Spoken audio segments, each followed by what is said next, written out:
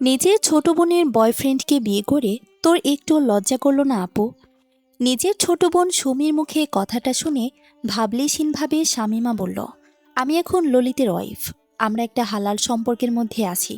তুই এখন আর এসব প্রেমের কথা তুলিস না। ললিত এখন শুধুই আমার। সুমি অট্ট হাসিতে ফেটে পড়ে। তার এই হাসির মধ্যে তাচ্ছিল্য ছিল। সুমি শামীমার দিকে আঙ্গুল তুলে বলে, আমি তোকে চ্যালেঞ্জ করছি। তোরা ললিতের একসাথে সংসার করা কোনোদিনও হবে না। আমি ললিতকে চিনি। ললিত শুধু আমায় ভালোবাসে। তোর জন্য ওর মনে একটু জায়গা নেই। শামীমাও চুপ থাকার মেয়ে নয়। সুমিকে মুখের ওপরেই বলে দেয়, দেখি ললিত কার কাছে যায়। নিজের স্ত্রীর কাছে নাকি প্রেমিকার কাছে? গালে হাত দিয়ে সোফায় বসেছিল ললিত। কোথা থেকে কি হয়ে গেল সে কিছুই বুঝতে পারছে না। সে স্কুল লাইফ থেকে সুমির সাথে তার প্রেমের সম্পর্ক ছিল। এক পর্যায়ে সুমির প্রতি বিরক্ত লাগা শুরু হয় তার। তাই সুমির থেকে লুকিয়ে ফেসবুকে মায়াবী রাজকন্যা নামক আইডির অন্য একটা মেয়ের সাথে কথা বলতে শুরু করে। মেয়েটার সাথে কথা বলে ললিত খুবই প্রসন্ন হয়। কারণ মেয়েটার কথা শুনে বোঝা গিয়েছিল সে খুব ভদ্র, পরিপাটি আর সংসারী, যাকে বলে ওয়াইফ ম্যাটেরিয়াল। একসময় মেয়েটার প্রতি তার একটা আসক্তি তৈরি হয়। তাই তাকে বলে সে মেয়েটির সাথে সামনাসামনি দেখা করতে চায়। মেয়েটিও সম্মতি জানিয়ে বলে, তুমি আজ রাত 8টায় পদ্মবিলের পাশে চলে এসো। ওখানে আমরা দেখা করব। মেয়েটির প্রস্তাব শুনে ললিত তো প্রথমে ঘাবড়ে যায়। এত রাতে একটা মেয়ের সাথে কিভাবে দেখা করবে? প্রথম প্রথম এই নিয়ে মনে সংশয় থাকলেও অবশেষে নিজের অবাধ্য মনের কাছে হেরে দেখা করার সিদ্ধান্ত নিয়ে ফেলে ললিত। তাই তো রাতে লুকিয়ে লুকিয়ে দেখা করতে যায়। আর সেখানে হয়ে যায় বিপত্তি। ললিত গিয়ে দেখে একটি মেয়ে পদ্মবিলের সামনে পায়চারি করছে। এত রাতে কেউ দেখবে না ভেবে ললিত গিয়ে শামীমাকে জড়িয়ে ধরে। ঘটনার আকস্মিকতায় শামীমা ভয়ে চিৎকার করে দেয়। তার চিৎকার শুনে আশেপাশের অনেক মানুষ ছুটে আসে। এত রাতে দুটি ছেলে মেয়েকে এমন অবস্থায় দেখে সবাই ভাবে তারা কোনো অনৈতিক কাজ করছিল। তাই সবাই মিলে তাদের বিয়ে দেওয়ার জন্য জোর করে। ললিত শামীমা দুজনের কেউই বিয়েতে রাজি ছিল না। পরে দুজনের পরিবারকে খবর দেওয়া হয়। শামীমার মা এসে প্রথমেই শামীমার দুগালে থাপ্পড় মারে। শামীমার মা শাহানাজ পারভিন বিলাপ করে বলতে থাকে, আজ যদি সুমি এই কাজটা করত আমি মানতাম, কিন্তু তুই এভাবে আমাদের মান সম্মান ধুলোয় মিশিয়ে দিলি। পাড়ায় আমি মুখ দেখাবো কি করে? আগে সবাই আমাকে দেখে সম্মান নিয়ে বলতো, দেখো শামীমার মা যাচ্ছে। শামীমার মতো ভদ্র মেয়ে আর হয় না। সবাই তাদের মেয়েকে বলতো শামীমাকে দেখে শেখ। এখন তারাই তো আমার দিকে আঙ্গুল তুলে বলবে, ওই দেখ শামীমার মা, যে মেয়েটা কোকাম করতে গিয়ে ধরা পড়েছে। তুই জন্মের পরে মরলি না কেন? শামীমা কোনো প্রশ্নেরই উত্তর দেয় না। ললিতের বাবা মা সমাজের লোকলজ্জার ভয়ে বিয়ের প্রস্তাবে রাজি হয়ে যান। কিন্তু শামীমার বাবা আলতাফ উদ্দিন সাব জানিয়ে দেন, আমার মেয়ের উপর আমার ভরসা আছে। আমি জানি আমার মেয়ে এরকম কোনো কাজ করবে না। আমার মেয়ে হাজার ফুলের মাঝে একটি গোলাপ, যার দ্বারা কোনো অপবিত্র কাজ সম্ভব নয়। শাহনাজ পারভিন ভ্রুকুচকে বলেন, তুমি যদি আজ মেয়েটার বিয়ে না দিয়ে ঘরে তুলেছ, তাহলে কিন্তু আমি এই মেয়েকে বাঁচিয়ে রাখব না। ওকে জন্ম দিয়ে যে আমি পাপ করেছি, ওকে নিজের হাতে মেরে ফেলে সেই পাপ মোচন করব। আলতাফ উদ্দিন এবার শামীমার দিকে তাকান। শামীমা মাথা নিচু করে দাঁড়িয়ে আছে। তার লাল হয়ে যাওয়া চোখ দেখেই আলতাফ উদ্দিন বুঝতে পারলেন তার মেয়ে নির্দোষ। নিজের মেয়ের উপর বিশ্বাস থাকলেও সমাজের লোকের নানান কথা বন্ধ করার জন্য আলতাফ উদ্দিন শামীমাকে গিয়ে বলেন, আমি জানি শামীমা, তুই ফুলের মতোই কোমল। তোর মনে কোনো পাপ নেই। তুই যে আমার পবিত্র ফুল। কিন্তু আজ যে তোর চরিত্রে দাগ লেগেছে মা। তুই কি চাস বল, যে লোকে তোকে নিয়ে খারাপ কথা বলুক? তাই আমি তোর কাছে অনুরোধ করছি, তুই বিয়েটা করে নে। না হলে যে আমার পবিত্র ফুলটাকে সবাই অপবিত্র বলবে, আমি যে সেটা মেনে নিতে পারবো না শামীমা। নিজের বাবার এমন আকুল আবেদনে শামীমা সাড়া না দিয়ে পারে না। তাই তো সে রাজি হয় ললিতকে বিয়ে করতে। তারপর কাজী ডেকে আজই তাদের বিয়ে পড়ানো হয়। স্মৃতি থেকে বেরিয়ে ললিত দীর্ঘশ্বাস ফেলে বলে, আসলে কি শামীমা সেই মেয়ে যার সাথে প্রতিদিন আমার কথা হতো? আর হলেই বা কি, আর না হলেই বা কি, আমাদের বিয়ে তো হয়ে গেছে। এখন তো আমি সম্পর্কটাকে অস্বীকার করতে পারি না। আর তাছাড়া এই সুমির থেকে পিছু ছাড়ানোরও দরকার ছিল। যা হওয়ার ভালোই হয়েছে একদিক থেকে। ললিতের বাবা মা তাকে শামীমার বাড়িতেই রেখে চলে যায়। তাদের এক কথা এখন এদের ঘরে তুললে সমাজে নানান কথা বলবে, সবাই আমাদের নিয়ে। আমরা এসব মানতে পারবো না। আমাদের কাছে সম্মানটাই সব। তাই আমার ছেলেকে রেখে গেলাম। আপনারা কয়েক মাস ঘর জামাই করে রাখুন, তারপর সব ধামাচাপা পড়লে না হয় আমরা এসে ওদের নিয়ে যাব। আলতাফউদ্দিন এক কথাতেই রাজি হয়ে যান। তিনি নিজেও তো চাইছিলেন না তার মেয়েকে এভাবে পাঠিয়ে দিতে। মেয়েটার ওপর দিয়ে যা ঝড় বয়ে গেল, এখন শামীমার একটু শান্তি আর সময় দরকার নিজেকে সামলে নেওয়ার জন্য। এ সময় কোনো অচেনা পরিবেশে গেলে কিছুতেই মানিয়ে নিতে পারবে না। তার উপর লোকের মন্দ কথা তো আছেই। তবে শাহনাজ পারভীন স্বামীর এই সিদ্ধান্তের ঘোর বিরোধী। তার মতে বিয়ের পর মেয়েকে শ্বশুরবাড়িতে পাঠানোই উচিত ছিল। আলতাফউদ্দিন অবশ্য স্ত্রীর কথায় কর্ণপাত করেন না। তিনি নিজের ইচ্ছামতো চলা মানুষ। শাহনাজ পারভীনও আর বেশি কিছু বলতে পারেন না। শামীমা চুপচাপ বসেছিল। শামীমার দাদি আয়েশা বেগম এসে তার মাথায় হাত বুলিয়ে দিয়ে বলেন, জানি তোর এহেন খুব খারাপ লাগছে।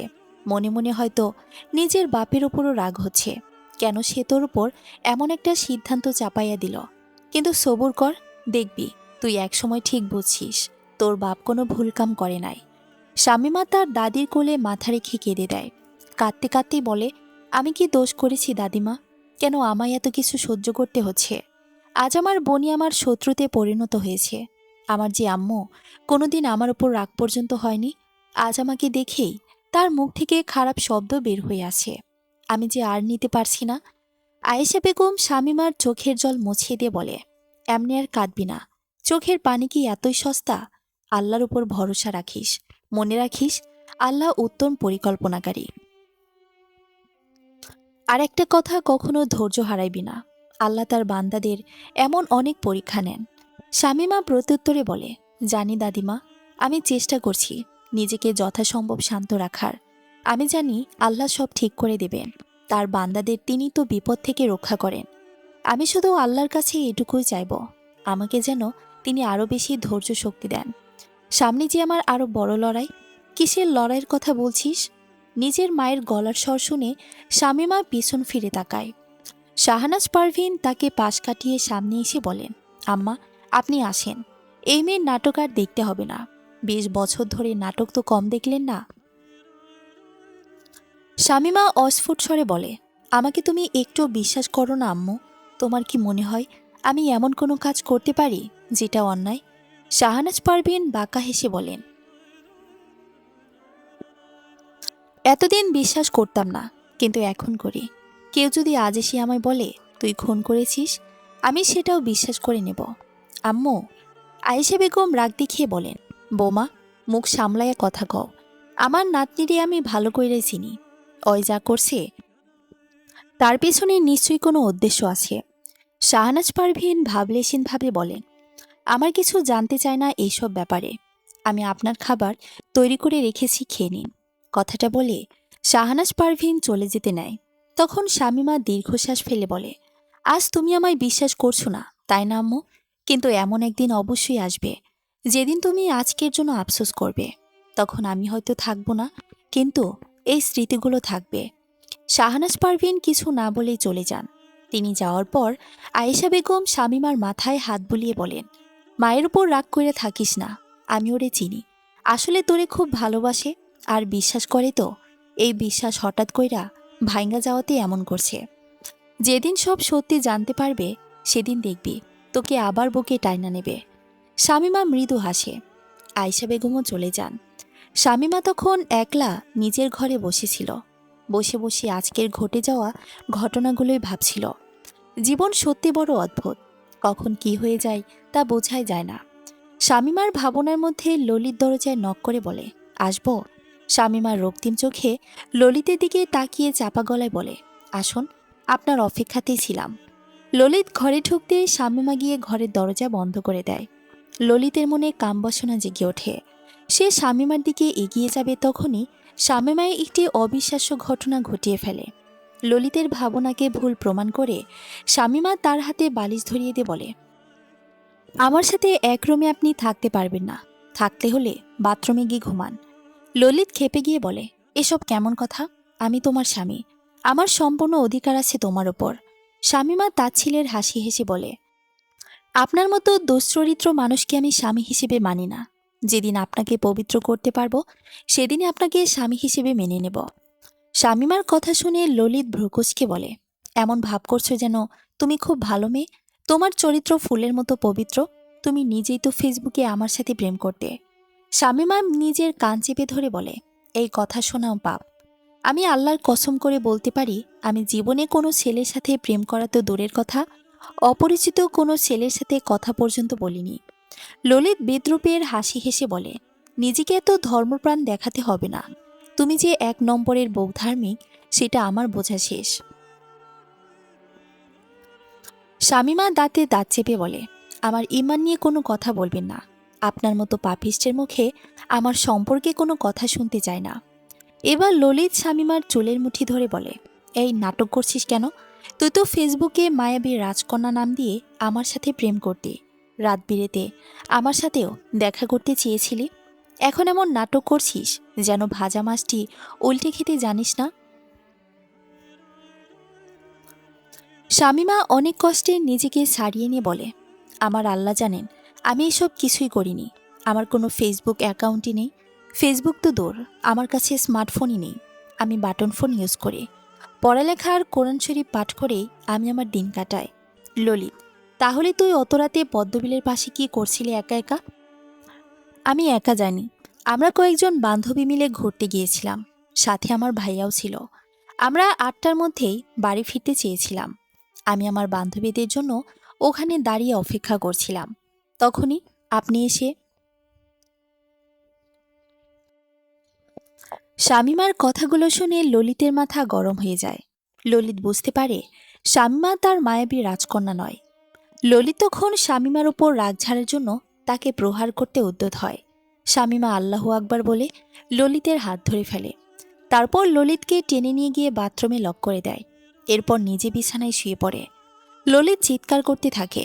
শামীমা সেদিকে কান্না দিয়ে আল্লাহকে স্মরণ করে বলতে থাকে, আল্লাহ, তুমি আমায় ধৈর্য দাও, আমি যেন মানুষটাকে দিনের পথে ফিরিয়ে আনতে পারি। এখন উনি আমার স্বামী। স্ত্রী হিসেবে আমার দায়িত্ব আমার স্বামীকে দিনের পথে ফিরিয়ে আনা। তুমি শুধু আমায় একটু সাহস আর ধৈর্য দাও আল্লাহ। এরপর শামীমা ঘুমিয়ে পড়ে। ললিত একসময় ক্লান্ত হয়ে বাথরুমে ঘুমিয়ে পড়ে। ভোরে ঘুম থেকে উঠে শামীমা বাথরুমের দরজা খুলে দেয়। তারপর ললিতকে ডেকে তুলে বলে, ফজরের নামাজের সময় হয়ে এসেছে, একটু পর আজান দেবে। আপনি তাড়াতাড়ি রেডি হয়ে মসজিদে চলে যান। ললিত বিরক্তি প্রকাশ করে বলে, আমি নামাজ পড়ি না। এত সকালে ঘুম থেকে ডাকলি কেন? আমি কোনদিন 8টার আগে ঘুম থেকে উঠি না। শামীমা শান্তভাবে বলল, এতদিন যা করেছেন তা এখন আর করতে পারবেন না। এখন আমি আপনার স্ত্রী। আপনাকে দিনের পর দেখানো আমার কর্তব্য। আল্লাহর নির্দেশ মেনে চলুন, তাহলে জীবন সুন্দর হবে। নিন, উঠে পড়ুন। আব্বুর সাথে যান, মসজিদে গিয়ে নামাজ আদায় করে নিন। ললিত কোনো কথা না বলে আবার শুয়ে পড়ল। শামীমা এক মগ পানি নিয়ে ললিতের গায়ে ঢেলে পড়ল, উঠে পড়ুন বলছি। আপনার মধ্যে বসবাস করা শয়তানকে আমার কাছে হাঁটতেই হবে। ললিত রাগে শামীমার দিকে তাকায়। শামীমা কিছু বুঝে ওঠার আগেই এক বালতি পানিতে গিয়ে শামীমার মুখ ডুবিয়ে দেয় ললিত। শামীমার শ্বাস নিতে খুব কষ্ট হচ্ছিল। তার মনে হচ্ছিল তার জীবন বুঝি এখানেই থমকে যাবে। অনেক কষ্টে নিজেকে ছাড়িয়ে নেয় শামীমা। ললিত শামীমার গলা টিপে ধরে বলে, আমার সাথে বেশি বাড়াবাড়ি করলে এর থেকেও খারাপ পরিস্থিতি হবে। কথাটা বলে ললিত বেরিয়ে যায়। শামীমা এক দৃষ্টিতে তাকিয়ে থাকে ললিতের যাওয়ার দিকে। আড়ালে দীর্ঘশ্বাস ফেলে শামীমা বলতে থাকে, আপনি যে খারাপ মানুষ সেটা আমার বোনের সাথে যখন প্রেম করতেন তখনই বুঝতে পেরেছিলাম। আমি সুমিকে কত বুঝিয়েছি, কিন্তু সুমি বোঝেনি। প্রতিদিন মোনাজাতে আল্লাহর কাছে চাইতাম সুমি যেন আপনার মতো খারাপ মানুষের কবল থেকে বের হয়ে আসে। আমার সেই দোয়া কবুল হয়েছে ঠিকই, কিন্তু দেখুন ভাগ্যের কি নির্মম পরিহাস। আজ আমি আপনার স্ত্রী। তবে আল্লাহর উপর আমার বিশ্বাস আছে, তিনি যা করেন তার পেছনে কোনো উদ্দেশ্য থাকে। আপনার সাথে যখন আমার বিয়ে হয়েছে তখন আপনার স্ত্রী হিসেবে সব কর্তব্য আমি পালন করব। চেষ্টা করব আপনাকে সঠিক পথে ফিরিয়ে আনতে। বাকিটা আল্লাহর উপর ছেড়ে দিলাম। শামীমা ফজরের নামাজ আদায় করে নেয়। তারপর ছাদে চলে যায়। সকালের মিষ্টি বাতাস যে তার খুব প্রিয়। ছাদে গিয়ে শামীমা দেখে শাহনাজ পারভিন আড়ালে লুকিয়ে কাঁদছেন। শামীমা খুব ভালোভাবেই জানে ওপরে ওপরে যতই রাগ দেখান না কেন তার আম্মু তাকে খুব ভালোবাসে। শামীমা তার আম্মুর কাছে গিয়ে অস্ফুট স্বরে বলে, আম্মু। শাহনাজ পারভিন রেগে গিয়ে বলেন, কে তোর আম্মু? আমার শুধু দুটো ছেলে মেয়ে, সুমি আর শাহাদাত। তুই আমার কেউ না, দূর হয়ে যা আমার চোখের সামনে থেকে। শামীমার চোখে জল চলে আসে। অনেক কষ্টে নিজের আবেগকে নিয়ন্ত্রণ করে শামীমা বলে, আমাকে দূরে চলে যেতে বলছো? একদিন খুব করে চাইবে আমাকে, আমাকে ফিরে পেতে চাইবে, কিন্তু সেদিন আমি আসব না। ললিত রাগে টকবক করতে করতে ক্লাবে চলে আসে। ক্লাবের ললিতের বন্ধুরা মিলে ক্যারাম খেলছিল। ললিত এসে তাদের সাথে যোগ দেয়। ললিতের এক বন্ধু তাকে বলে, কি রে ললিত, এত তাড়াতাড়ি বিয়ে করে নিলি যে? আমাদের তো দাওয়াতও দিলি না। আরেকজন পড়ে, আরে বুঝলি না, সব টাকা বাঁচানোর ধান্দা। আজ কিন্তু তোর কোনো কথাই শুনবো না, আমাদের সবাইকে কিন্তু ট্রিট দিতেই হবে। ললিত তার বন্ধুর কলার ধরে বলে, কিসের ট্রিট চাস, আমার জীবন নষ্ট হওয়ার? ললিতের বেস্ট ফ্রেন্ড আমান তাকে জিজ্ঞেস করে, তুই এত রেগে যাচ্ছিস কেন? যতদূর শুনলাম ওই মায়াবী রাজকন্যা আইডির মেয়েটার সাথেই তোর বিয়ে হয়েছে, তোর তো খুশি হবার কথা। ললিত আমানের দিকে তাকিয়ে কষ্ট কষ্ট মুখ করে বলে, ওটা বউ নয়, রাক্ষসী। ললিতের কথা শুনে উপস্থিত সবাই হো হো করে হাসতে থাকে। ললিত অপমানিত বোধ করে। আমান ললিতকে সান্ত্বনা দিয়ে বলে, বিয়ের পর এমন কথা সবাই বলে, কয়েকটা দিন গেলে সব ঠিক হয়ে যাবে, তখন দেখবি আমাদের ভুলে যাবি আর সারাক্ষণ বউ বউ করবি। ললিত এবার বাধ্য হয়ে তার বন্ধুদের সব ঘটনার বিস্তারিত বর্ণনা দেয়। সব শুনে আমার মাথায় হাত দিয়ে বলে, তোর দুঃখের গল্প শুনে আমি শিহরিত। আসলে জীবনটাই বেদনাময়। তুই চিন্তা করিস না দোস্ত, সব সমস্যার সমাধান আমার কাছে আছে। বাজার থেকে নতুন মাল এনেছি, খেলেই সব ঠিক হয়ে যাবে। একটা পুরো বোতল মদ শুধু তোর জন্য। মদের কথা শুনে ললিত খুশি হলো। এটা তার প্রিয় নেশা, মদ পেলে সব ভুলে যায়। ললিত ঢকঢক করে মদ গেলে খায়। মদ খেয়ে মাতাল হয়ে টলতে টলতে শামীমার বাড়ির দিকে যেতে থাকে ললিত। শামীমা ভার্সিটিতে যাওয়ার জন্য প্রস্তুত হচ্ছিল। বোরখা পরে নিয়ে বাড়ি থেকে বেরোতে যাবে, তখনই ললিত এসে উন্মাদের মতো দরজা ধাক্কাতে থাকে। শামীমা দরজা খুলে ললিতকে মদ্যপ অবস্থা দেখে রেগে যায়। নাকে হাত দিয়ে বলে, আপনি কোন সাহসে এসব হারাম খেয়ে বাড়িতে এসেছেন? আপনার কি একটু লজ্জা নেই? ছি। ললিত শামীমার দিকে রাগী চোখে তাকিয়ে বলে, বেশ করেছি, মদ খেয়েছি, আরো 1000বার খাবো। কি করবি তুই? শামীমা ললিতকে জোর করে টেনে রুমে নিয়ে যেতে থাকে। শাহনাজ পারভিন ললিতকে এই অবস্থায় দেখে রেগে গিয়ে বলেন, এই দিন দেখার আগে আমার মৃত্যু হলো না কেন? শেষে কিনা এরকম একটা ছেলেকে বিয়ে করলি তুই শামীমা? এখনই এই ছেলেকে বাড়ি থেকে বের কর। শামীমা তার আম্মুকে অনুরোধের সুরে বলল, আমি ওনাকে সামলে নেব, তুমি দয়া করে আব্বুকে কিছু বলো না। শাহনাজ পারভিন মুখ বাঁকিয়ে বলেন, তাকে সবার আগে বলবো। আসতে দে তোর আব্বুকে।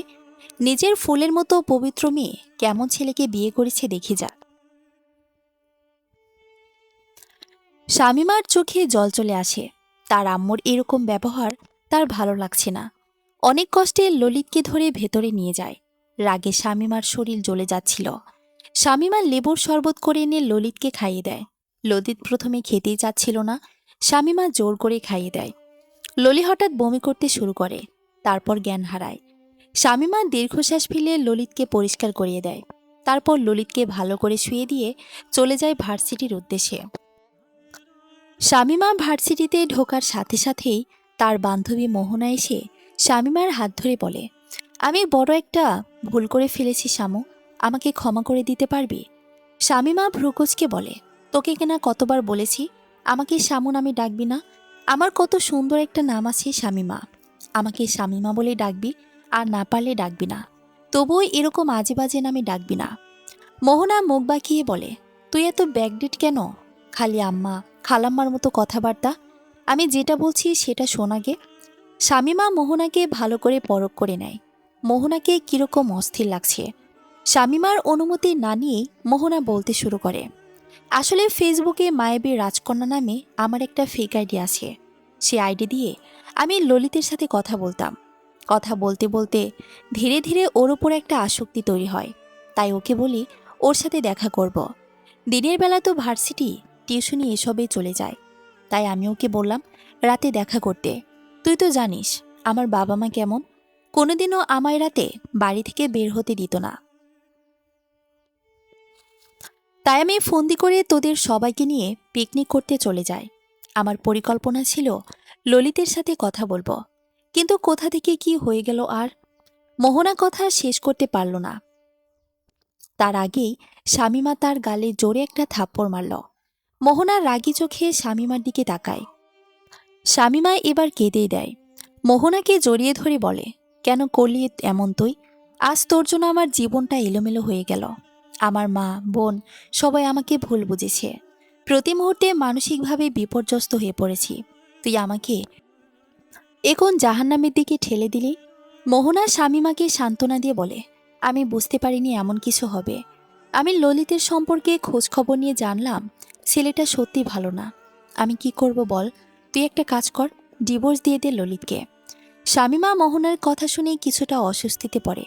মোহনার থেকে কিছুটা দূরে এসে বলে, বিয়ে একটা পবিত্র সম্পর্ক, যেভাবে হোক না কেন আমাদের বিয়েটা হয়েছে। ওনার স্ত্রী হিসেবে আমার দায়িত্ব ওনাকে সঠিক পথ দেখানো। আমি চেষ্টা করে যাব, দেখা যাক কি হয়। আমি এত সহজে ধৈর্য হারালে তো চলবে না। মোহনা, আমি শুনলাম ললিত তোর বোনের বয়ফ্রেন্ড। তোরা তো এখন একই বাড়িতে আছিস। আমার খুব ভয় লাগছে, যেন কোনো অঘটন না ঘটে যায়। মোহনার কথায় শামিমার মনেও একটা আশঙ্কার জন্ম হয়। মোহনা তো কথাটা ভুল বলেনি। এ বিষয়ে শামিমাকে অবশ্যই সচেতন থাকতে হবে। ললিতের ঘুম ভাঙতে নিজের চোখের সামনে সুমিকে দেখতে পায়। সুমিকে দেখে ললিত কিছুটা বিরক্ত হলেও মুখে মিথ্যা হাসি দেয়। সুমি ললিতের মাথায় হাত দিয়ে বলে, তুমি ঠিক আছে তো ললিত? আমি জানি তুমি বাধ্য হয়ে আমার আপুকে বিয়ে করেছ। তুমি শুধু আমাকেই ভালোবাসো, তাই না? ললিত, হ্যাঁ জানো, আমি শুধু তোমাকেই ভালোবাসি। আমার মনে হয় এসব তোমার আপুর চক্রান্ত। সেই তোমার থেকে আমাকে কেড়ে নেওয়ার জন্য এমন করেছে। আমারও তো তাই মনে হয়। আপু ছোটবেলা থেকে আমাকে হিংসা করে। আমার মতো সুন্দরী নয় তো, তাই আমাকে দেখি জ্বলে। ললিত বিড়বিড় করে বলে, তুমি তো একটা মেকআপ সুন্দরী। মেকআপ না করলে ভূতের মতো লাগে। সেই তুলনায় তোমার আপু তোমার থেকে অনেক সুন্দরী, যাকে বলে ন্যাচারাল বিউটি। সুমি, কিছু বললে ললিত? না, কিছু না। আচ্ছা, তোমার আপু কোথায়? সুমি, কোথায় আবার? যাবে ভার্সিটিতে গেছে। তোমার কলেজ নেই? আছে তো, আমি আজ কলেজে যাইনি। তোমাকে এরকম অসুস্থতা ফেলে রেখে আপু ভার্সিটিতে যেতে পারে, কিন্তু আমি কলেজে যাব না। ভালো, আমারও আজ ভার্সিটিতে যাওয়া হলো না। কাল চলে যাব। তুমি আমার জন্য কিছু নিয়ে আসতে পারবে? সুমি, তুমি কি খাবে বলো, আমি এক্ষুনি এনে দিচ্ছি। আমি এবারের নতুন জামাই, আমার জন্য ভালো ভালো খাবার আনো। পোলাও, কোরমা, কাবাব এসব কিছু আনো। সুমি, আমি এগুলো কোথায় পাবো? আমি তো এসব রান্না করতে পারি না। ললিত, তোমার আম্মুকে বলো রান্না করতে। আচ্ছা, তুমি দাঁড়াও, আমি দেখছি। সুমি দৌড়ে রান্নাঘরে চলে আসে। শাহনাজ পারভিন রান্নাবান্নায় ব্যস্ত ছিল। সুমি এসে তাকে জিজ্ঞেস করে, কি রান্না করছো আম্মু? শাহনাজ পারভিন বেগুন কাটতে কাটতে বলেন, এই তো বেগুন ভাজি দিয়ে ভাত করব, সাথে মসুর ডাল। সুমি মুখ বাঁকিয়ে বলে, ঘরে যে নতুন জামাই এসেছে তাকে এসব খাওয়াবে? সুমির কথা শুনে শাহনাজ পারভিন তেলে বেগুনে জ্বলে ওঠেন। ওই ছেলেটার জন্য তো আমি এক গ্লাস পানিও দিতে চাই না। সকাল সকাল মদ খেয়ে এসেছে, গোটা এলাকায় কথাটা রটে গেছে। আমি লজ্জায় কাউকে মুখই দেখাতে পারছি না। তার জন্য ভালো মন্দ রান্না করব, এটা ভাবলি কি করে? যা হয়েছে তা দিয়ে খেলে খাবে, না খেলে নাই। আমার কোনো ঠেকা পড়েনি জামাই আদর করে খাওয়ানোর। সুমি রেগে গিয়ে তর্ক করতে শুরু করে। এক পর্যায়ে শাহনাজ পারভিন রাগ করে রান্নাঘর থেকে বেরিয়ে আসেন। সুমি রেগে গিয়ে রান্নাঘরের সব জিনিস ফেলে দিতে থাকে। আয়েশা বেগম রান্নাঘরে ছুটে এসে এমন অবস্থা দেখে রাগারাগি করতে করতে বলেন, এসব কি করছিস সুমি? বৌমা কই তুমি? তোমার মেয়ের কাণ্ড দেখা যাও। সুমিকে আটকাতে গেলে সে আয়েশা বেগমকে ধাক্কা দিয়ে ফেলে দিয়ে বলে, এই বুড়ি, একদম বাড়াবাড়ি করবি না। বসে বসে খেয়ে যে আমার বাবার টাকা ধ্বংস করছিস, তার উপর আমাকে তেজ দেখাচ্ছিস। বেশ বাড়াবাড়ি করলে ঘাড় ধরে বৃদ্ধাশ্রমে রেখে আসব। কথা বলা শেষ হতেই সুমির গালে ঠাস করে একটা থাপ্পড় এসে পড়ে। শক্ত হাতের থাপ্পড়ে সুমি দৌড়ে গিয়ে ছিটকে পড়ে। শামীমার রাগে টকবক করতে করতে সুমির দিকে তাকিয়ে আছে। সুমি উঠে এসে শামীমাকে বলে, তোর এত বড় সাহস, তুই দাদিকে এভাবে বলছিস? এত সাহস তুই কোথায় পেলি? ভুলে গেলি এই দাদি তোকে কোলে পিঠে করে মানুষ করেছে? আজ শুধু আব্বুকে একবার আসতে দে, তারপর দেখ আমি কি করি। সুমি শামীমাকে হুমকি দিয়ে বলে, তুই যদি আব্বুকে কিছু বলিস তাহলে আমি কিন্তু। কি করবি তুই? ললিতকে নিয়ে এই বাড়ি ছেড়ে পালিয়ে যাব। সুমি সুমি আর কোনো কিছু না বলেই চলে যায়। শামীমা আয়েশা বেগমকে নিয়ে গিয়ে বিছানায় বসিয়ে বলে, পড়ে গিয়ে কোমরে ব্যথা পেয়েছেন তিনি। শামীমা তার কোমরে মালিশ করে দিতে দিতে বলে, তুমি ঠিক আছো তো দাদি? বেশি ব্যথা লাগেনি তো? আয়েশা বেগম চোখ থেকে অশ্রু মুছতে মুছতে বলেন, আল্লাহ রহমতে তোর মতো একটা নাতনি পেয়েছি, আমি কিভাবে খারাপ থাকব? শামীমা বিনিময়ে মৃদু হেসে তার মোলায়েম হাত দিয়ে দাদির কোমরে মালিশ করতে থাকে। শাহনাজ পারভিন এবং আলতাফ উদ্দিন অনেকক্ষণ থেকে বসে আছেন। শামীমা তাদের বসে থাকতে বলে কোথায় যে চলে গেল, তার থেকে আর আসছেই না। কিছুক্ষণ পর শামীমা মোহনাকে নিয়ে তাদের সামনে আসে। মোহনাকে দেখে শাহনাজ পারভিনের ভ্রু কুঁচকে যায়। মেয়েটাকে এমনিতে তার ভালো লাগে না। মোহনা বলতে শুরু করে, ললিত সেদিন আমার সাথে দেখা করতে এসেছিল। এখানে শামীমার কোনো দোষ নেই আঙ্কেল আন্টি, আমার জন্যই সব হয়েছে। আপনারা প্লিজ শামীমাকে আর দোষ দেবেন না। শাহনাজ পারভিনকে উদ্দেশ্য করে আলতাফ উদ্দিন বললেন, দেখছো, তোমাকে আগেই বলেছিলাম আমাদের মেয়ে এরকম কাজ করতেই পারে না। শাহনাজ পারভিন, তোমার মেয়ে কি করেছে না করেছে সেটা বড় ব্যাপার নয়। বড় ব্যাপার হলো এটা যে ওর জন্যই সমাজে সবাই আমাদের নিয়ে খারাপ কথা বলছে। আমার ওকে আর সহ্য হচ্ছে না। আম্মু, এসব কি বলছো তুমি? শাহনাজ পারভিন, যা বলছি একদম ঠিক বলেছি। আমি আগেই জানতাম তুই এরকম কোনো কাজ করতে পারিস না। দোষটা আসলে তোর নয়, তোর ভাগ্যের। কিন্তু আমি কি করব বল? সমাজের লোকেরা তো মন্দ কথা যে আমার সহ্য হচ্ছে না, তাই তোর সাথে খারাপ ব্যবহার করছি। আগে যখন সবাই আমাকে শামীমার মা বলতো তখন গর্বে আমার বুক ফুলে যেত, আর এখন মাথা নিচু হয়ে যায়। সমাজের লোক যে এত কিছু বুঝবে না, তারা শুধু সমালোচনা করে যাবে। কথাটা বলে চোখের জল মুছতে মুছতে শাহনাজ পারভিন চলে যান। আলতাফ উদ্দিন এসে শামীমার মাথায় হাত বুলিয়ে সান্ত্বনা দিয়ে বলেন, কোনো চিন্তা করিস না, দেখবি সব ঠিক হয়ে যাবে। তোর আম্মুকে একটু সময় দে। শামীমা মুখে একটা মিথ্যা হাসি আনে, কারণ সে তার মাকে চেনে। একবার যখন সে রাগ করেছে তখন এত সহজে সে রাগ ভাঙানো সম্ভব নয়। মোহনাকে বাইরে একটু এগিয়ে দিয়ে সে শামীমার নিজের রুমে প্রবেশ করে। শামীমার রুমে আসতেই ললিত তার দিকে একটি পেপার এগিয়ে দিয়ে বলে, নাও, এই পেপারে সাইন করে দাও। শামীমা, কিসের পেপার এটা? Divorce paper. কি, এটাই ভাবছো তো? তাহলে ভুল ভাবছো। আমার কোনো ইচ্ছা নেই তোমাকে ডিভোর্স দেওয়ার। আমি শুনলাম তোমার বাবা তার সম্পত্তির একটা অংশ তোমার নামে লিখে দিয়েছে। এটা হলো সম্পত্তির পেপার। তুমি তোমার সব সম্পত্তি আমার নামে লিখে দাও। শামীমা, আপনি কি করে ভাবলেন যে আপনার মতো মানুষের হাতে আমি? শামীমা কথা বলা শেষ করার আগেই ললিত শামীমার গলা টিপে ধরে। শামীমা অনেক চেষ্টা করে ললিতকে সরানোর। ললিত একসময় শামীমাকে ছেড়ে দেয়। তুই আমার কথা যখন শুনবি না তখন আমাকে অন্য পথ দেখতে হবে। তোর বোনকে কাজে লাগিয়ে আমি কি করি শুধু দেখ একবার। শামীমা, আমি আপনাকে আর কোনো কিছুর করার সুযোগ দেব না। আমাকে আপনি চিনেন না। আমি যত দ্রুত সম্ভব আপনাকে তালাক দেব। আমি চেয়েছিলাম আপনাকে সঠিক পথে ফিরিয়ে আনব, কিন্তু এখন উপলব্ধি করতে পারছি আপনি নিজেই একটা শয়তান। আর শয়তানকে কোনোদিনও ভালো করা যায় না। ললিত, তাই কর, আমায় ডিভোর্স দিয়ে দে। তারপর আমি তোর বোনকে পালিয়ে নিয়ে গিয়ে যাব। তুই তো জানিস তোর বোনের উপর আমার কোনো ইন্টারেস্ট নেই। বড়জোর 2 দিন সংসার করব, আর তারপর। শামীমা, আমি এসব কিছুই হতে দেব না। এটা আমার চ্যালেঞ্জ। সুমি বসে বসে মেকআপ করছিল। হুট করে ললিত পেছন থেকে এসে সুমিকে ডাকে। সুমি পেছনে ফিরে তাকিয়ে মৃদু হেসে বলে, ললিত, তুমি এসেছ? ললিত, আমাকে তো আসতেই হতো সুমি। তুমি জানো শামীমা যা বলেছে সব মিথ্যা। তুমি তো জানো আমি তোমাকে ছাড়া অন্য কোনো মেয়ের দিকে কোনোদিন চোখ তুলে তাকাইনি।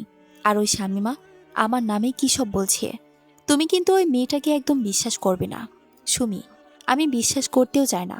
আমি শুধু তোমায় বিশ্বাস করি। তুমি আমার আপুকে ডিভোর্স দিয়ে আমায় বিয়ে করে নাও। আমি যে আপুর পাশে তোমাকে মেনে নিতে পারছি না ললিত, আমি তো তাই বলছি। কিন্তু আমার যে তোমার একটা সাহায্য প্রয়োজন। তুমি সাহায্য করলেই আমি শামিমাকে তালাক দিয়ে তোমায় বিয়ে করতে পারবো। সুমি, বলো আমায় কি করতে হবে? তুমি যা বলবে আমি তাই করব। ললিত, এই ব্যাপারে তোমার বাবার একটা স্বাক্ষর নিয়ে আসতে হবে। পারবে তো? সুমি, এটা কিসের কাগজ? তুমি এত প্রশ্ন করো কেন? আমার ওপর কি তোমার একটুও বিশ্বাস নেই নাকি? আমাকে তুমি একটু ভালোবাসো না? সুমি, আমি তোমায় বিশ্বাস করি ললিত। আমি তোমার কথা মতোই কাজ করব। সুমির কথা শুনে ললিত শয়তানি হাসি হাসে আর মনে মনে বলতে থাকে, কত বোকা তুমি সুমি। তোমাকে কাজে লাগিয়ে যে আমি নিজের স্বার্থ সিদ্ধি করছি, তুমি কোনোদিন সেটা বুঝতেও পারবে না। সুমিও মনে মনে ভাবছে, এবার দেখ আপু, আমি চ্যালেঞ্জে জিতে যাব। তোকে বলেছিলাম না ললিত আমার কাছেই ফিরবে? দেখ, তাই হলো। ললিত আমার কাছে ফিরল, তুই আমার কাছে হেরে গেলি। শামিমা বই পড়ছিল। আচমকা বইয়ের ভাঁজে রাখা একটি চিঠি তার চোখে পড়ে।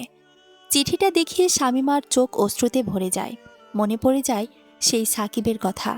সাকিব শামিমার চাচাতো ভাই। দুজনে ছোটবেলা থেকে একসাথে বেড়ে উঠেছে। সাকিব শামিমার থেকে মাত্র 4 মাসের বড়। দুজনে সেই ছোটবেলা থেকে কত ভাব। সাকিব ছোট থেকে শামিমাকে কত আগলে রাখত। ছোটবেলায় কত বউ বউ খেলতো তারা।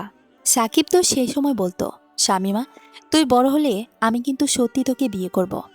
এসব কথা শামিমার শৈশব মনে তখন সেরকম প্রভাব বিস্তার করেনি। সাকিবও হয়তো মজার ছলে কথাগুলো বলেছিল। সাকিবের কথা আর ভাবতে চায় না শামিমা। আজ থেকে ঠিক 10 বছর আগে তার বড় চাচা সপরিবারে বিদেশে চলে গেছে। সাকিব যাওয়ার আগে শামিমার হাতে এই চিঠি দিয়ে গিয়েছিল, যেখানে লেখা ছিল, আমার জন্য অপেক্ষা করিস। আমি ফিরে এসে আমার ছোটবেলার দেওয়া কথা অবশ্যই পূরণ করব। ব্যাস, এতটুকু কথাতেই শামিমার কিশোরী মনে অন্যরকম একটা অনুভূতি জাগিয়ে তোলে। এতদিন ধরে শামিমা সাকিবের অপেক্ষাতেই ছিল। আয়েশা তো কতবার শামিমাকে বুঝিয়েছে যে তোর চাচারা সবাই বিদেশে গেছে, থেকে কেউ আর আমাদের সাথে যোগাযোগ করেনি, ওরা আর ফিরবে না।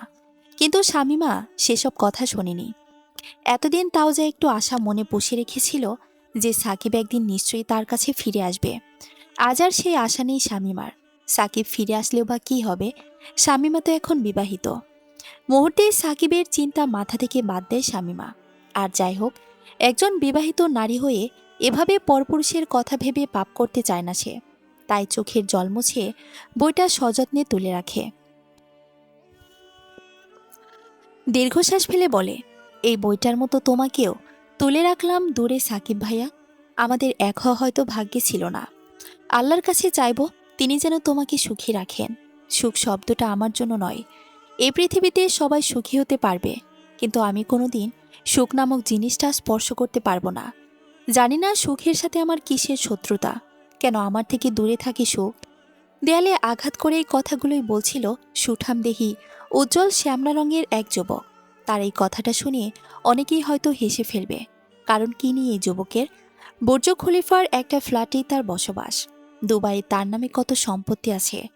নিজের চেষ্টায় আছে একজন বাংলাদেশি হয়েও দুবাইয়ের একজন নামী ব্যবসায়ী হিসেবে খ্যাতি লাভ করেছে।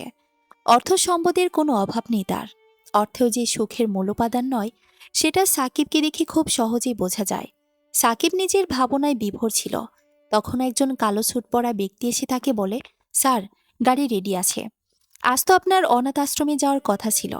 নিজের অ্যাসিস্ট্যান্টের কথায় সাকিব নিজের ভাবনা থেকে বেরিয়ে আসে।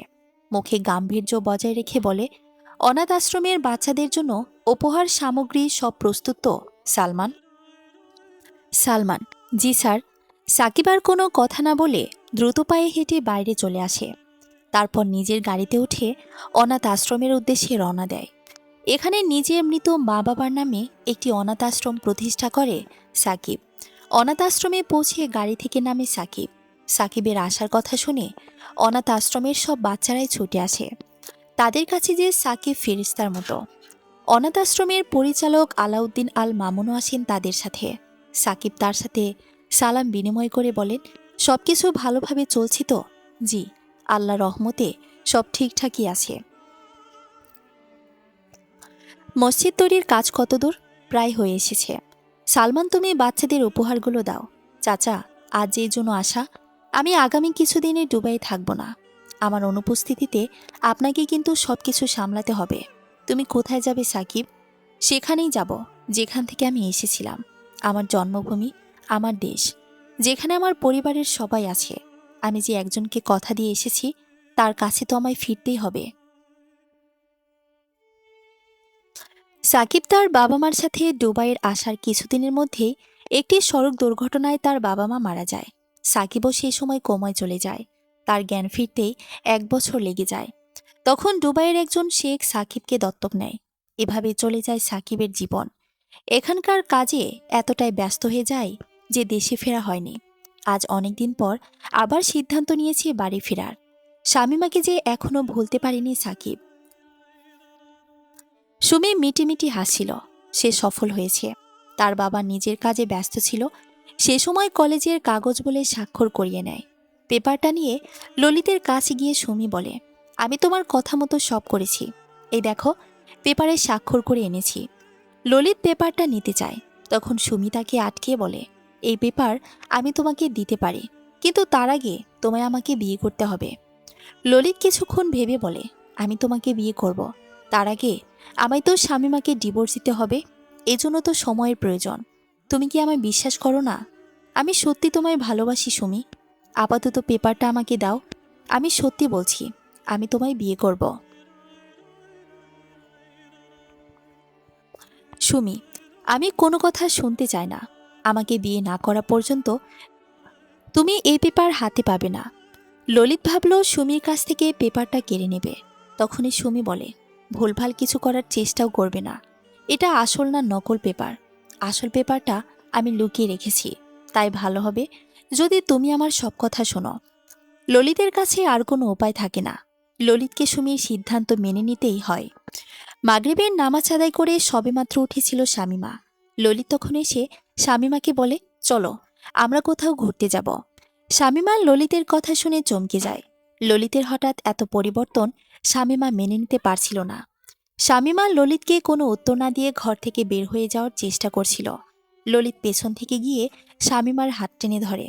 শামীমা নিজেকে ছাড়িয়ে নেওয়ার ব্যর্থ চেষ্টা করে। ললিত জোরপূর্বক শামীমাকে বাইরে নিয়ে যাওয়ার চেষ্টা করে।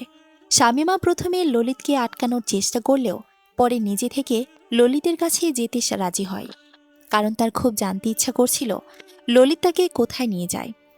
ললিত শামীমাকে তার নিয়ে চলে যায় তার নিজের বাড়িতে। শামীমাকে আসতে দেখে ললিতের মা লুৎফা মুখ বাঁকিয়ে বলেন, এই মেয়েটাকে কেন নিয়ে এলে এই বাড়িতে? এক্ষুনি নিয়ে যাও ওকে। আম্মু, তুমি এত অধৈর্য হয়ে যেও না। আমি এই মেয়েটাকে এমনি আনিনি, তোমাকে ওকে সামলাতে হবে। লুৎফার, তোর কথা আমি বুঝতে পারছি না। এমনিতে তো এভাবে হঠাৎ করে বিয়ে করে নিলি, এখন আবার বলছিস তোর বউকে সামলাতে। ললিত, আমি যা করছি ভালোর জন্যই করছি। আমার কথাটা শোনো তো। এই মেয়েকে আজ সারাদিন আটকে রাখতে হবে, বলো পারবে? ললিতের কথা শুনে শামীমা বুঝতে পারে সে অনেক বড় একটা ভুল করে ফেলেছে ললিতের সাথে এখানে এসে। ব্যাপারটা বুঝতে পেরে শামীমা পালিয়ে যাওয়ার চেষ্টা করে। তখন ললিত শামীমার হাত টেনে ধরে বলে, তোমার আর পালানোর কোনো পথ নেই। তোমাকে এখন এখানে থাকতে হবে শামীমা। শামীমা ললিতকে সাবধান করে বলে, আমাকে আটকে রাখার মতো ভুল করবেন না। আমি বুঝতে পারছি আপনার মন খারাপ কিছু ঘুরছে। আপনি জীবনে অনেক পাপ, অনেক ভুল করেছেন, আর ভুল করবেন না। আপনাকে আমি বলছি, এখনো সময় আছে। দিনের পথে ফিরে আসুন। আল্লাহ ছাড় দেন, কিন্তু ছেড়ে দেন না। ললিত, আমি কোনো উপদেশ শুনতে চাই না। তাড়াতাড়ি এখানে সই করে দে। শামীমা, কি এটা? ললিত, আমি তোকে কৈফিয়ত দেওয়ার জন্য এখানে বসে নেই। ভালোই ভালোই সই কর, না হলে। শামীমা ললিতের হাতে পেপারটা নিয়ে দেখে এটা দ্বিতীয় বিয়ের অনুমতিপত্র। শামীমা ললিতকে জিজ্ঞেস করে, কাকে বিয়ে করতে চান আপনি? ললিত চোখ রাঙিয়ে বলে, সেটা তোকে জানতে হবে না। তোকে সই করতে বলেছি, তুই সই কর। শামীমা বুদ্ধিমতী। আজ সুমি তাকে বলেছিল আমি চ্যালেঞ্জ জিততে চলেছি। সে সাথে ললিত তার কাছে দ্বিতীয় বিয়ের অনুমতি চাইছে। তাই শামীমা খুব সহজে বুঝে যায় ললিত সুমিকে বিয়ে করতে চলেছে। ব্যাপারটা বুঝতে পেরে শামীমা সোজাসুজি বলে দেয়, আমি সই করব না। কি করবেন করুন। ললিতের মাথা গরম হয়ে যায়। ললিত তখন বড় একটা লাঠি নিয়ে শামীমাকে মারতে শুরু করে। লুৎফা দাঁড়িয়ে দাঁড়িয়ে সবকিছু দেখছিল, কিন্তু নিজের ছেলেকে আটকানোর কোনো প্রয়োজনই তিনি মনে করেন না। ললিত শামীমাকে বেধড়ক মারতে থাকে। শামীমা আল্লাহকে ডাকছিল আর এই যন্ত্রণা থেকে মুক্তি চাইছিল। একসময় ক্লান্ত হয়ে ললিত থেমে যায়। শামীমার রক্তাক্ত অবস্থায় পড়ে থাকে। শামীমার অবস্থা এত খারাপ হয়ে গিয়েছিল যে সামান্য নড়তেও পারছিল না। শামীমার এই অবস্থা দেখেও ললিতের মনে একটুও দয়া হয় না। ললিত শামীমার হাত ধরে জোর করে টিপসই নিয়ে নেয়। শামীমা নির্বাক হয়ে তাকিয়ে থাকে। সামান্য কথা বলার শক্তিটুকু শামীমার ছিল না। ললিত লুৎফাকে বলে, আম্মু, এই মেয়েটাকে আমার রুমে গিয়ে রাখো, দেখো যাতে পালিয়ে যেতে না পারে। লুৎফা মাথা নাড়িয়ে সম্মতি জানায়। সুমি খুব সুন্দর করে সাজছিল। আজ যে ললিত তাকে বিয়ে করার কথা দিয়েছে। সুমিকে এভাবে সাজতে দেখিয়ে শাহনাজ পারভিন বলেন, কি রে, এভাবে সাজছিস কেন? আজ কি কোথাও ঘুরতে যাওয়ার কথা ভাবছিস? শোন, এখন কিন্তু অনেক রাত হয়েছে। এত রাতে বাড়ির বাইরে যাওয়া কিন্তু তোর আব্বু পছন্দ করেন না। সুমি ভ্রুকুচকে বলে, আব্বুর যত অভিযোগ তো আমাকে নিয়ে। আপু যখন রাতের বাইরে গিয়েছিল তখন তো কিছু বলেনি। শামীমা একা যায়নি, আমায় সাথে নিয়ে গিয়েছিল।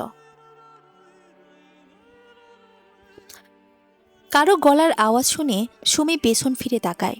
তার বড় ভাই শাহাদাত এসেছে। এমনিতে তো সে হোস্টেলে থাকে, তবে মাঝে মাঝে বাড়িতে আসে। শাহাদাত এসে শাহনাজ পারভিনকে বলে, আম্মু, শামীমা কোথায়? ওকে ওর রুমে দেখছি না তো। ওকে না পেয়ে এখানে এলাম। শাহনাজ পারভিন ভাবলেশীনভাবে বলেন, তখন তো দেখলাম নিজের স্বামীর সাথে কোথাও যাচ্ছে, এখনো ফেরিনি তার মানে? শাহাদত, তোমরা কিভাবে শামীমাকে ওই খারাপ ছেলেদের সাথে যেতে দিলে? ও যদি শামীমার কোনো ক্ষতি করে? সুমি, তুই চুপ কর ভাইয়া। আপুকে তো ভালো মানুষ ভাবিস না। আপুই ললিতকে ফাঁসিয়েছে, ললিত আপুকে নয়। শাহাদত, তুই একটু বেশি বাড়াবাড়ি করছিস সুমি। ভুলে যাবি না আমি তোর বড় ভাই। কথাটা বলে শাহাদত বেরিয়ে পড়ে শামীমাকে খুঁজতে। বোনটাকে নিজে থেকেও বেশি ভালোবাসে শাহাদত। বোনকে নিয়ে কোনোরকম ঝুঁকি নিতেছে নারাজ। সুমির ফোনে তখন ললিতের মেসেজ আসে। মেসেজটা পড়ে সুমির মুখে হাসির দেখা মেলে। সুমি শাহনাজ পারভিনকে বলে, আম্মু, অনেক রাত হয়ে গেছে, আব্বু খেতে আসবে। তাছাড়া ভাইয়াও তো খাবে, তুমি যাও রান্না করো। সুমির কথায় শাহনাজ পারভিন বলেন, ঠিকই তো, আমি সব ভুলেই গিয়েছিলাম। আজকাল এত টেনশনে থাকি যে কিছুই মনে থাকে না। আমি যাচ্ছি। শাহনাজ পারভিন চলে যাওয়ার কিছুক্ষণ পর সুমি সুযোগ বুঝে বেরিয়ে আসে। নিজের বন্ধুদের সাথে কাজী অফিসের সামনে অপেক্ষা করছিল ললিত। সুমিকে আসতে দেখে ললিত তার বন্ধু আমানকে বলে, সব ঠিকঠাক তো? আমান, সব একদম পারফেক্ট আছে। সুমি ললিতের কাছে এসে বলে, আমায় কেমন লাগছে? ভালোই। বউ সাজিলে আরও ভালো লাগবে। সুমি লজ্জায় লাল হয়ে যায়। ললিত সুমিকে বলে, সবকিছু আমি রেডি করে রেখেছি, তুমি যাও, গিয়ে বউ সেজে এসো। সুমি তাই করে। চটজল দিয়ে চলে যায় বউ সাজতে। সুমি বউ সেজে আসার পর ললিত তাকে নিয়ে কাজী অফিসে গিয়ে বিয়ে করে নেয়। শামীমা এখনও যন্ত্রণায় কাতরাচ্ছে। ললিত খুব বাজেভাবে মেরেছে তাকে। এমত অবস্থায় শামীমার জন্য আরও চিন্তার বিষয় হয়ে দাঁড়িয়েছে সুমি। না জানি ললিত তার বোনকে কি করবে। শামীমা এসব নিয়েই ভাবছিল। তখন ললিতের হাত ধরে সুমি তার কাছে এসে বলে, আমি এসে গেছি আপু, তোর সতীন হয়ে। হঠাৎ এরকম কিছু ঘটে যাবে শামীমা সেটা কল্পনাও করতে পারেনি। ললিতের প্রতি ঘৃণায় তার শরীর রিরি করছিল। যন্ত্রণায় ঝিম হয়ে যাওয়া কণ্ঠে হঠাৎ যেন সে অদ্ভুত শক্তি পায়। শামীমা বেশ জোরালোভাবে বলে, এটা কি করলি তুই সুমি? জানিস না ইসলামে এক বোন বেঁচে থাকতে আরেক বোনকে বিয়ে করা সম্পূর্ণ হারাম? তুই কিভাবে এরকম হারাম কাজ করলি? আল্লাহ কিন্তু এর জন্য তোকে অবশ্যই শাস্তি দেবে। আর লো, আপনি এটা কি করলেন? আমার বোনকে বিয়ে করে নিলেন। আমার আর বিন্দুমাত্র ইচ্ছে নেই এই বাড়িতে থাকার। আমি আপনাকে তালাক দিতে চাই। আর সুমি, তোকে বলি, সাবধান হয়ে যা। জীবনে অনেক ভুল, অনেক পাপ করেছিস। আর পাপ করিস না। আল্লাহর দেওয়া শাস্তি কিন্তু খুবই কঠিন। সুমি শামীমার কথায় কোনো পাত্তা না দিয়ে দায়সারাভাবে বলে, পাপ আমি না, তুই করেছিস। তুই আমার থেকে আমার ভালোবাসা, আমার ললিতকে কেড়ে নিয়েছিস। আমি আমার হক আদায় করে নিয়েছি শুধু। এখন তুই যা এই বাড়ি থেকে। লজ্জা থাকলে আর কখনো ললিতের জীবনে ফেরার চেষ্টা করবি না। সুমির কথা শুনে শামীমা বলে, যত যাই হোক, তোরা দুজন একটা হারাম কাজ করেছিস। আল্লাহর বিচার একদিন ঠিক করবে, দেখিস। আর একটা কথা শুধু বলবো, আল্লাহ তোদের হেদায়েত দিক। বিশেষ করে তোকে নিয়ে আমি খুবই চিন্তিত। ভুল মানুষকে ভালোবেসে তুই এত পাপ করে ফেললি, না জানি এর শাস্তি কতটা ভয়াবহ হবে। ললিত শামীমার দিকে ডিভোর্স পেপার ছড়িয়ে দিয়ে বলে, জলদি ডিভোর্স দে, আমার জীবন থেকে দূর হ। শামীমা, আপনার সাথে যখন আমার বোনের বিয়ে হয় গেছে, তখন আর কোনো রুচি নেই এই সম্পর্ক টিকিয়ে রাখার। আমি সই করে দিচ্ছি। শামীমা কাঁপা কাঁপা হাতে ডিভোর্স পেপারে সই করে দেয়। ললিত ডিভোর্স পেপারটা হাতে তুলে নেয়। সুমি শামীমাকে বিছানা থেকে জোর করে টেনে তুলে তারপর ধাক্কা মেরে বাড়ির বাইরে ফেলে দেয়। এমনিতে লাঠির আঘাতে শামীমার শরীরের অবস্থা ভালো ছিল না, তার উপর এই ঘটনার পর মানসিক আর শারীরিকভাবে আরও ভেঙে পড়ে শামীমা। শামীমা শুধু আল্লাহর কাছে এইটুকু শক্তি চাইছিল, যাতে নিজের পায়ে হেঁটে বাড়ি যেতে পারে। লাঠির আঘাতে শামীমার পা দিয়েও রক্ত বের হয়েছিল। পায়ে এখনও যথেষ্ট ব্যথা। অনেক কষ্টে উঠে দাঁড়িয়ে হাঁটা শুরু করে। শামীমা অনেক কষ্টে একটি রিকশা করে বাড়ি ফিরে আসে। হাতে কোনো টাকা ছিল না, তাই নিজের কানের সোনার দুলটাই সে খুলে দিতে চায় রিকশাওয়ালাকে। রিকশাওয়ালা লোকটার এই মেয়েটার প্রতি বেশ মায়া হয়। কতটা অসহায় হলে একটা মেয়ে এমন করতে পারে। তাই লোকটি শামীমাকে আটকে বলে, আমারও তোমার বয়সী একটা মেয়ে আছে, আমি বুঝি মেয়েদের কত কষ্ট। তোমাকে দেখে বুঝেছি তোমার অবস্থা কতটা বিধ্বস্ত। এমত অবস্থায় তোমার থেকে এই দোলটা আমি নিতে পারবো না। যাও তুমি, আমার লাগবে না কিছু। কৃতজ্ঞতায় শামীমার চোখে পানি চলে আসে। এই পৃথিবীতে এত এত অমানুষের ভিড়ে এমন অনেক ভালো মানুষও রয়েছে, তাদের দেখাও মিলে এই শহরের আনাচে কানাচে। শামীমা একটা দীর্ঘশ্বাস ফেলে চলে আসে নিজের বাড়ির দিকে। বাড়িতে গিয়ে কি করবে, কি বলবে শামীমা সেটা জানে না। শাহনাজ পারভিন, আলতাফউদ্দিন, শাহাদাত সবাই চিন্তায় প্রহর গুনছে। বাড়ির দুটো মেয়ে নিখোঁজ, এটাই চিন্তারই বিষয়। অনেক খুঁজেও শামীমাকে পায়নি শাহাদাত। আবার এখন সুমিরও খোঁজ নেই। দুশ্চিন্তাগ্রস্ত বাড়ির প্রত্যেকটা মানুষ। আয়েশা বেগমও নাতনিদের জন্য দুশ্চিন্তা করছেন। এর মাঝে কলিং বেলের শব্দ যেন তাদের দুজনের মধ্যে অদ্ভুত এক শান্তি এনে দেয়। শাহনাজ পারভিন হন্তদন্ত হয়ে ছুটে গিয়ে দরজা খুলে দেন। চোখের সামনে শামীমাকে বিধ্বস্ত অবস্থায় দেখে তার চোখ দিয়ে অজান্তে জল গড়িয়ে পড়ে। যতই হোক মায়ের মন, মেয়ের উপর যতই রাগ দেখান না কেন, তিনি তো শামীমাকে খুব ভালোবাসেন। শামীমাকে আম্মু বলে জড়িয়ে ধরতেই শাহনাজ পারভিনের শক্ত হৃদয় মুহূর্তেই গলে পানি হয়ে যায়। তিনি শামীমাকে জিজ্ঞেস করেন, কি হয়েছে শামীমা, তোর এই অবস্থা কিভাবে হলো? শামীমা কোনো জবাব দিতে পারে না। আর ধকল নেওয়ার মতো শক্তি তার শরীরে যে ছিল না। মায়ের কোলে সকল ক্লান্তি বিসর্জন দিয়ে অজ্ঞান হয়ে পড়ে শামীমা। শাহনাজ পারভিন মেয়ের এরকম অবস্থা দেখে চিৎকার চেঁচামেচি শুরু করেন। তার চিৎকারের শব্দে বাকি সবাই ছুটে আসে। শামীমাকে এই অবস্থায় দেখে বাকি সবার অবস্থাও একই রকম হয়। শাহাদত বোনের মাথায় হাত বুলিয়ে বলে, কি হয়েছে আমার বোনটার? কে করেছে ওর এই অবস্থা? যেই করেছে তাকে আমি ছাড়ব না, জ্যান্ত কবর দেব। শামীমার যখন জ্ঞান ফেরে সে তার চোখের সামনে শাহনাজ পারভিনকে দেখতে পায়। শাহনাজ পারভিনের জন্য শামীমার জ্ঞান ফেরার অপেক্ষাতেই ছিলেন। শাহনাজ পারভিন, কি হয়েছে তোর সাথে? সব আমায় বল। শামীমা তখন পুরো ঘটনাটা তার মাকে জানায়। সব শুনে শাহনাজ পারভিনের শরীরে যেন আগুন জ্বলে যায়। তিনি উত্তেজিত হয়ে বলেন, সুমি কি করে করতে পারলো এরকম একটা কাজ? আর ললিত, ওই ছেলেকে তো আমি মেরেই ফেলব। আমার মেয়েটার ওপর এত নির্মম অত্যাচার করার সাহস কোথায় পেল সে? শাহনাজ পারভিনের চিৎকার শুনে আলতাফউদ্দিন, শাহাদত ওরাও চলে আসে। তারা যখন সব শুনে তখন তাদের রক্ত গরম হয়ে যায়। শাহাদাত পাশে থাকা একটি ফুলদানি ছুঁড়ে মেরে বলে, ললিত, কুত্তার বাচ্চাটাকে না মারা পর্যন্ত আমি শান্তি পাব না। ললিত হাসছে, প্রাণ খুলে হাসছে, কারণ তার হাতে যে পেয়ে গেছে অতি কাঙ্ক্ষিত বস্তুটি। লোভে তার নেত্রযুগল জলজল করতে থাকে। ললিত এখন আলতাফউদ্দিনের স্থাবর অস্থাবর সব সম্পত্তির মালিক। কথাটা ভেবে আত্মতৃপ্তিতে মুগ্ধ সে। সুমিকে নিজের বাহুডোরে আবদ্ধ করে বলে, তুমি খুব ভালো কাজ করেছো জানো। এবার আমরা যাব তোমাদের বাড়ি, আজ থেকে ওটা আমাদের সম্পত্তি। ললিতের বাবা মাও বেশ খুশি। তারা নিম্ন মধ্যবিত্ত পরিবারের সেখানে আলতাফুদ্দিন সেরকম ধনী না হলেও তার কাছে বেশ ভালোই সম্পত্তি রয়েছে। সেগুলো যে এখন তাদের ছেলের সেটা ভাবতেই ভালো লাগছে তাদের। ললিত সুমিকে নিয়ে চলে আসে তাদেরও বাড়িতে। আলতাফুদ্দিন, শাহাদাত সবাই রাগে তীরে আসে ললিতের দিকে। শাহাদাত বিরতিহীনভাবে মারতে থাকে ললিতকে। ললিতও পাল্টা আঘাত করে। ললিত এক সময় কাগজ দেখিয়ে বলে, এই বাড়ি এখন থেকে আমার। শুধু তাই নয়, আলতাফুদ্দিনের সবকিছুই আমার নামে। বাইরে হট্টগোল শুনে শামীমাও বাইরে চলে আসে। ললিতের মুখে এসব কথা শুনে তার পায়ের নিচের মাটি সরে যায়।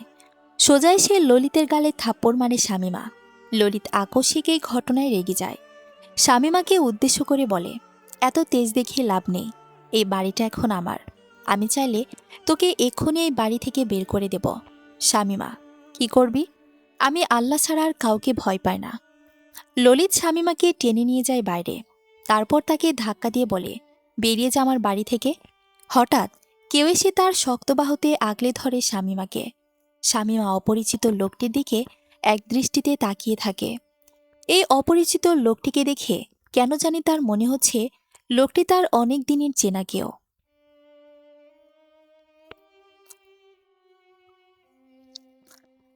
চলবে গল্প হাজার ফুলের মাঝে একটি গোলাপ, প্রথম পর্ব।